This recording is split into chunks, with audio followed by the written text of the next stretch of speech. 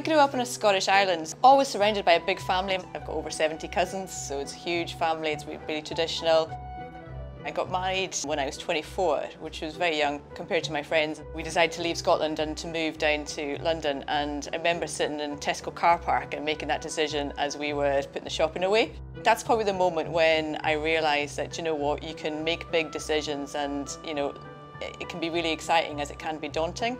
My gut plays a big role in, you know, the choices that I make and the things that I do. And I've learned to kind of not push against that and actually go with it and just embrace the fact that it's much more for me about the experience that I get than, you know, the job that I'm doing or the title that I have. When I came back after my first maternity, I nearly killed myself with stress.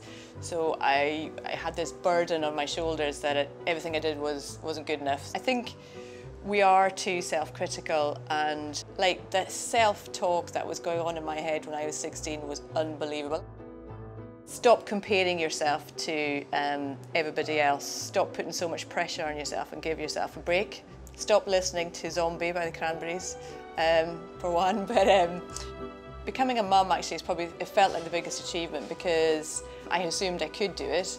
And, you know, I actually had a pretty tough time getting pregnant. So it taught me a lot about taking things for granted and resilience and, you know, the sense of fulfillment when you have that responsibility to look after another person is amazing. It made me realise as well that some of the stuff that I was chasing or the expectations I was trying to live up to from a career point of view weren't really relevant, and it was much more about me as a person. More and more men are understanding of what it's like to be a working mum because they're married to working mums. It would be wrong of us not to bring men into the conversation. They have to be part of the solution.